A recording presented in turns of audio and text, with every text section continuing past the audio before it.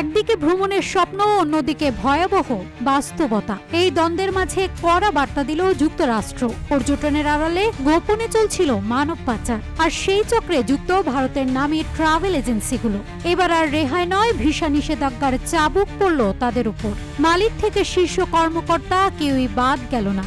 যুক্তরাষ্ট্রের স্পষ্ট ঘোষণা, অবৈধ অভিবাসনে সহায়তা করলে দরজা চিরতরে বন্ধ।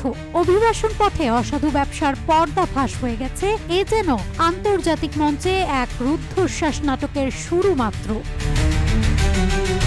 এই নিষেধাজ্ঞা এমন সময়ে এলো যখন চলতি বছরের শুরুতে যুক্তরাষ্ট্র থেকে 3টি সামরিক বিমানে 300-এর বেশি ভারতীয় নাগরিককে ফেরত পাঠানো হয়। তাদের বেশিরভাগই পাঞ্জাব ও গুজরাটের বাসিন্দা এবং ট্রাভেল এজেন্টদের সহায়তায় Bharat, Dubai, Brazil, Panama, Mexico হয়ে যুক্তরাষ্ট্রে প্রবেশের চেষ্টা করেন। RICL TMX, যুগের পর যুগ স্থাপনা থাকে মজবুত। এই প্রক্রিয়ায় প্রতিজনের খরচ হয় প্রায় 30 থেকে 45 লাখ টাকা।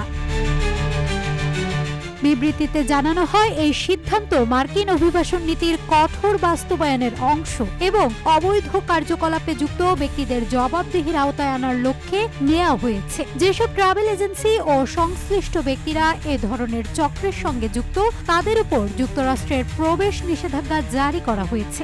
এমনকি তারা ভিসা ওয়েভার প্রোগ্রামের আওতাতেও আর সুবিধা পাবেন না।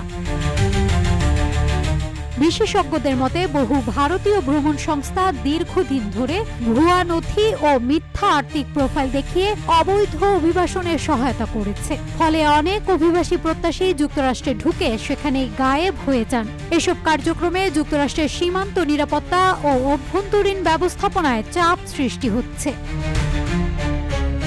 যুক্তরাষ্ট্র হুঁশিয়ারি করে বলেছে, ভবিষ্যতে যারা এমন কার্যকলাপে যুক্ত থাকবে তাদের বিরুদ্ধেও একই ধরনের ব্যবস্থা নেওয়া হবে। অন্য দেশগুলোর ক্ষেত্রেও এই নজরদারি বজায় থাকবে।